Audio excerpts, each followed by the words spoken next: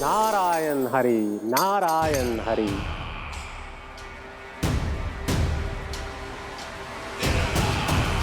प्रणाम देवर्षि। किस योजना में कितना लाभ है और कितनी हानि, यह आंकलन करते करते थक गए होंगे मथुरा नरेश। देवर्षि, आज मेरा ध्यान कैसे आ गया आपको? आप तो सदैव ही मेरे ध्यान में रहते हैं महाराज कंस। सत्य तो यह है कि मथुरा में जो भी हो रहा है मुझसे छिपा हुआ नहीं है। मैं जानता हूं कि आप किसी भी असुर को वृंदावन क्यों ना भेजें, और वो असुर कितना भी शक्तिशाली क्यों ना हो, कृष्ण का सामना नहीं कर पाता। या तो पराजय स्वीकार करके आपके पास लौट आता है, या तो फिर वीर गति को प्राप्त हो जाता है।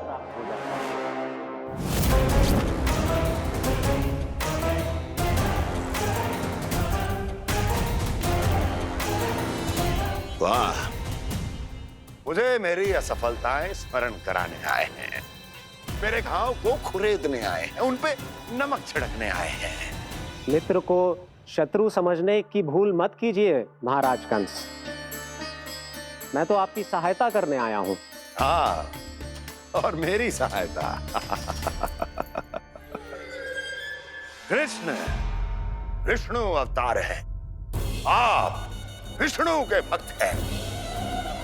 मैं हूं विष्णु द्रोही, फिर भी तो आपके आराध्य को हानि पहुंचाना चाहता है, उसकी सहायता करना चाहते हैं आप।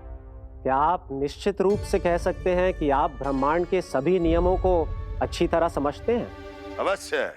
आपके लिए बस इतना ही जानना पर्याप्त होगा कि मैं जो कुछ भी कर रहा हूं उसके लिए मेरे व्यक्तिगत कारण हैं। मैं तो बस आपके हित में पिछली बार की तरह एक सुझाव लेके आया था, पर यदि आप मेरा सुझाव सुनना भी नहीं चाहते तो आपकी इच्छा।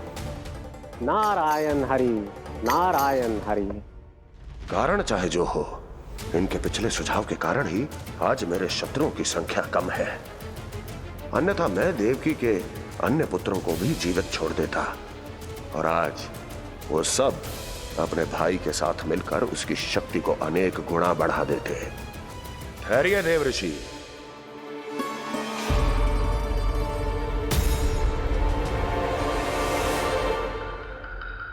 बताइए, क्या सुझाव है आपके पास? मेरे सुझाव का नाम है कालिया नाग।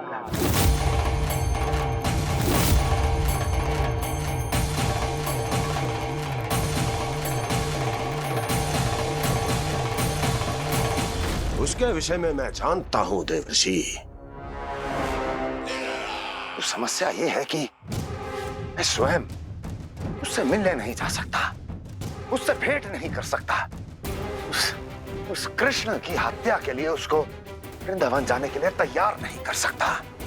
तो मत जाइए उसके सामने, और ना उसे भेजिए कृष्ण के सामने।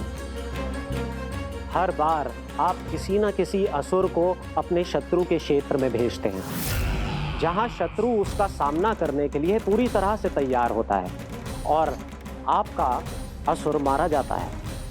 इस बार शत्रु को युद्ध स्थल चुनने का अवसर मत दीजिए महाराज। इस बार योजना का जाल ऐसे बुनिए कि कृष्ण स्वयं उसके पास जाने के लिए विवश हो जाए। कालिया नाग स्वयं काल है, मृत्यु का दूसरा नाम है। उसके विष का उपयोग अपने लाभ के लिए कीजिए महाराज। वैसे कालिया के विष की अधिकता का अनुमान तो होगा ही आपको।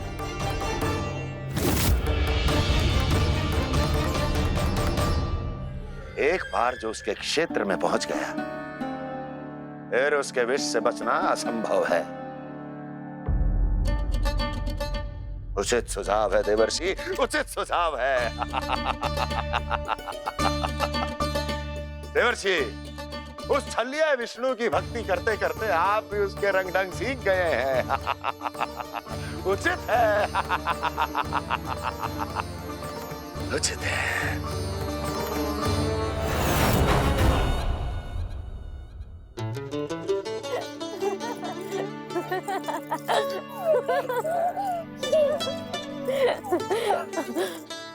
बस बस, बहुत आनंद ले लियो लला। बस अब दूध पी ले। ठहर ठहर, गर्म है। जी ले ले।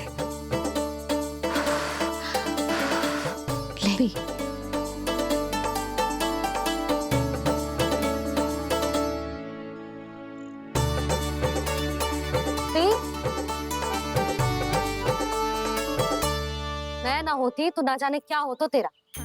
अपने आप दूध भी ना पी सकते है, भावला कहीं का। आपकी इस प्रेम के लिए तो मैं धरती पे आया हूँ मैया। मैं भी यही सोच रहा हूँ यशोदा कि तुम ना होती तो मेरा क्या होता। इसी बात पे थोड़ा दूध और कजू खाने को दे दो। अरे मैं तो भूल ही गई। तनिक ठहर जाओ जी, जी दूध पी लेना तो आपके लिए भी कछु ले आती।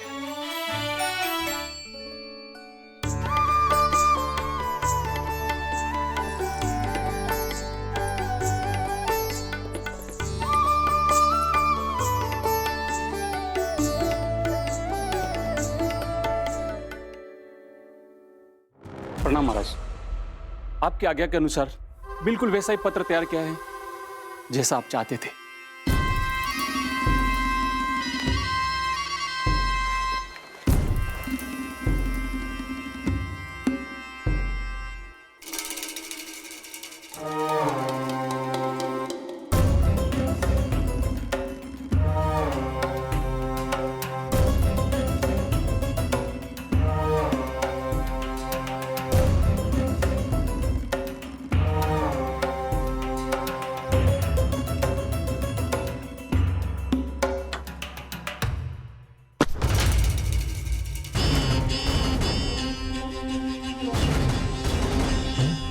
कृष्ण जन्म से लेकर आज तक ये मेरी सबसे महत्वपूर्ण योजना है। इसका सफल होना निश्चित है दूत, किंतु केवल वही करना जैसा मैंने कहा है। जाओ।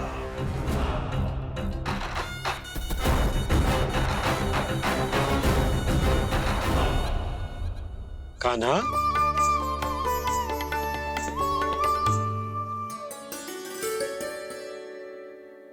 क्या होगा? बाबा मैं चाहता हूँ कि मैया की ममता क्रिस्टल फ्रेम की वर्षा मुझ पे सरते ऐसे होते रहे। वो तो होती रहेगी लल्ला। अपने लल्ला के लिए किसी मैया का प्रेम कभी कम हो सकता है भला? नंदराज, वो मथुरा से एक दूत आयो है महाराज कंस का राजपत्र लेके।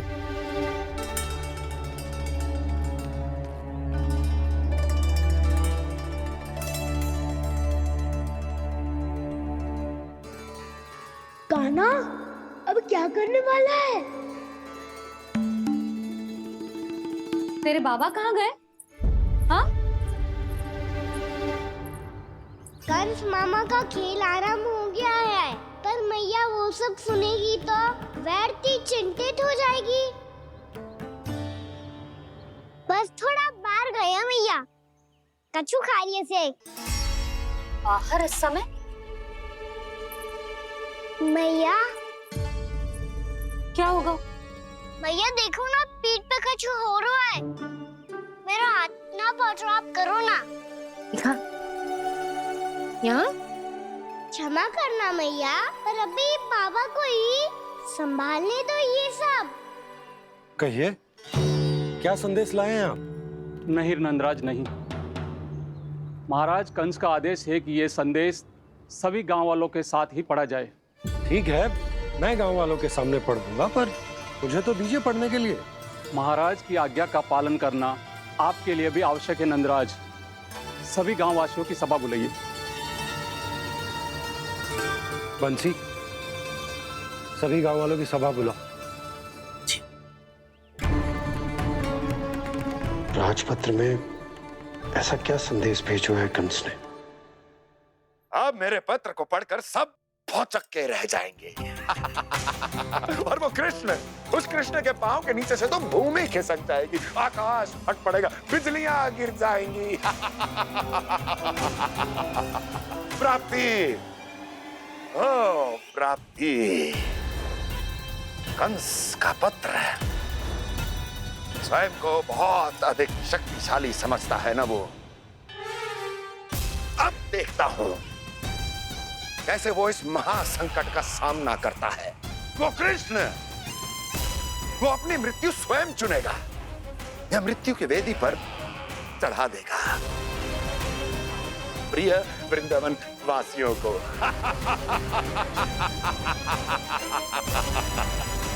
अब आएगा आनंद प्राप्ति, अब आएगा आनंद।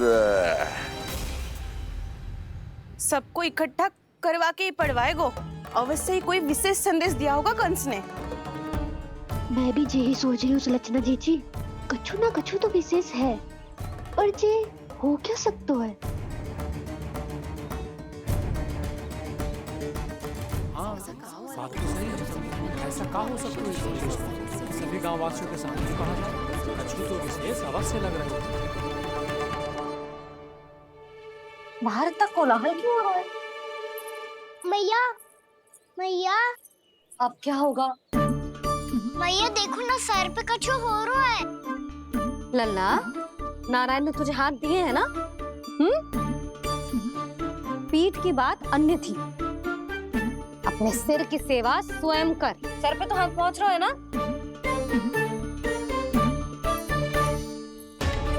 मैया सुनो ना, मैया देखो ना, तीव्र कर कछु हो रहा है। मैया देखो ना, तीव्र कछु हो रहा है।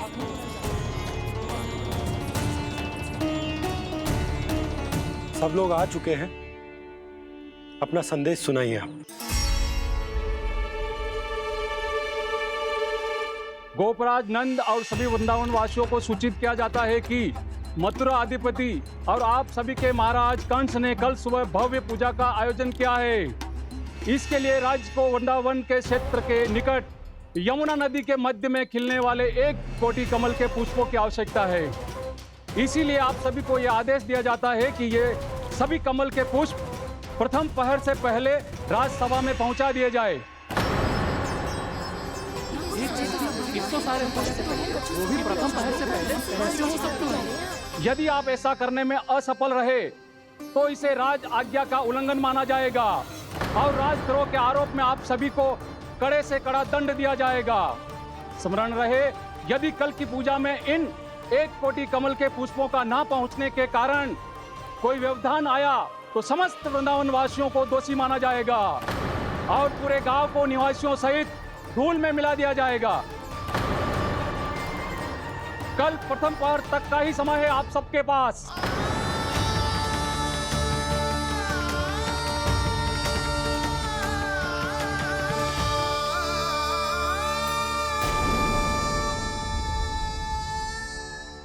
एक कोटि कमल पुष्प, वो भी कल प्रथम प्रहर में?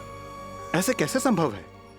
और कोई साधारण पुष्प ना, यमुना नदी के मध्य खिलने वाले विशेष कमल के फूल चाहिए उन्हें। लेकिन यमुना नदी में तो कालिया नाग ने विष घोल के रखा है, तो फिर कैसे हो पाएगा? यह संभव है। हमारी मृत्यु का संदेश भेजा राजा कंस ने। सदैव की भांति इस समस्या पर भी गांव के बड़े ही विचार करेंगे। बालकों का यहाँ होना उचित ना है।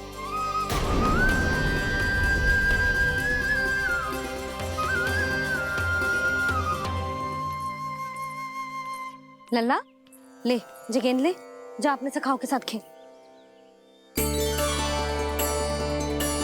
सुबह उज्जवल, मधुमंगल वसंता, देखो मैया ने क्या दिया है। चलो खेलें, बहुत आनंद आएगा आज।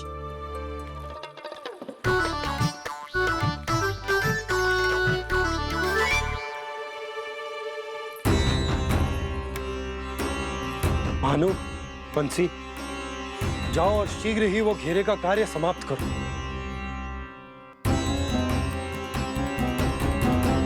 पर कछु ना कछु तो करना पड़ेगा ना। पर हम कर ही क्या सकते हैं? पुष्प लाने को और कोई उपाय है भी तो ना। मैं चला जाऊंगा जमुना जी में। वैसे भी मेरे जीवन के कितने दिन शेष बचे हैं।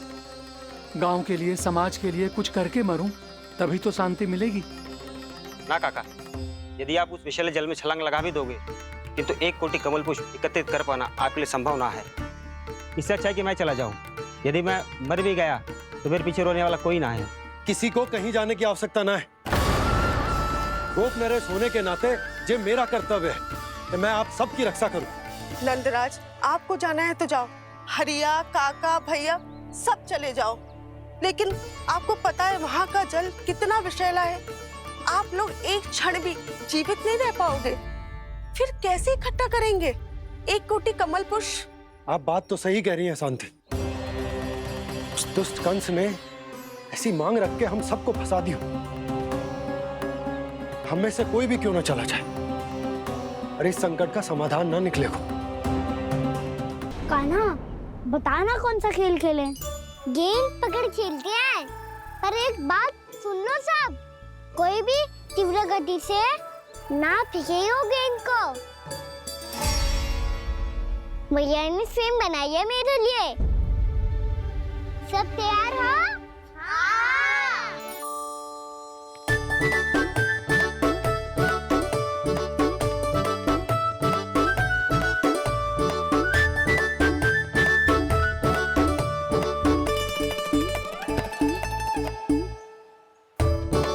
मुझे दो।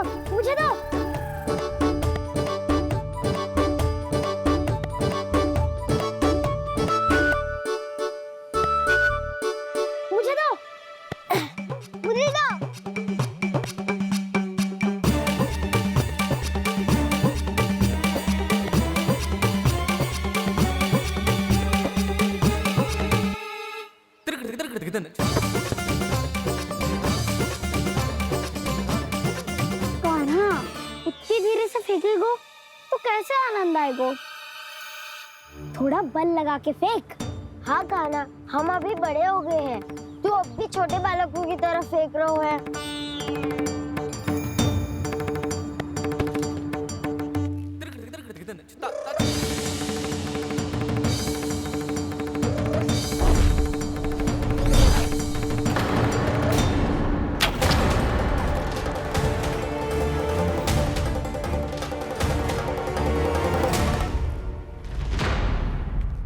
दीदी जी क्या करो कान्हा?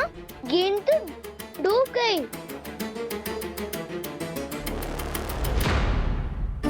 अच्छा, तो ये सब इसकी योजना का भाग था ताकि ये कालिया का सामना कर पाए। तुम सबने तो कही थी तीव्र गति से देखो सिखवा दी ना मेरी गेम मुझसे नदी में। अब मुझे जाके लानी पड़ेगी। रुक जा कान्हा। जे क्या बोल रहे थे कान्हा? इसमें तो बहुत संकट है।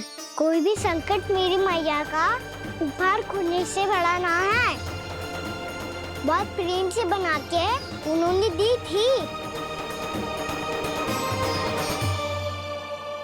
हे नारायण, कोई उपाय समझ में ना आ रहा है। मैया, हम कैसे करेंगे हम अपने गांव की रक्षा? कीड़े पड़ेंगे उस दुष्ट को। यदि उसके कारण किसी के प्राण चले गए तो कौन सा फल मिलेगा उसे इस पूजा का? तुम सही कह रही हो यशोदा। हमारे पास कोई और दूसरा विकल्प भी तो ना है। यदि हमने मथुरा की राज आज्ञा का पालन ना किया तो इसका दुष्परिणाम पूरे गांव को भुगतना पड़ेगा।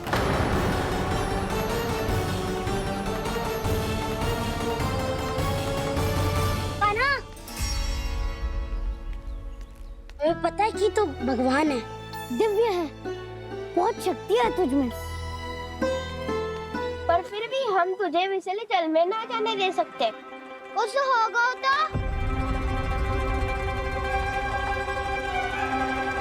तुम सब इतनी हट कर रहे हो तो ठीक है, ना जाऊंगा। गेंद कहाँ गिरी है, कितनी दूर गई है, ये तो देख लूं, ताकि उसे बाहर निकालने का कोई उपाय ढूंढता हूँ।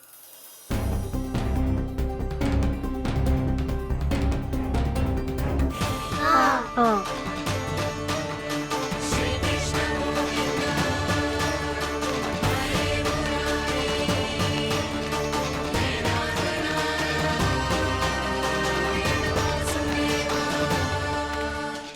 कान्हा की ये लीला तो समझ ही नहीं आ रही।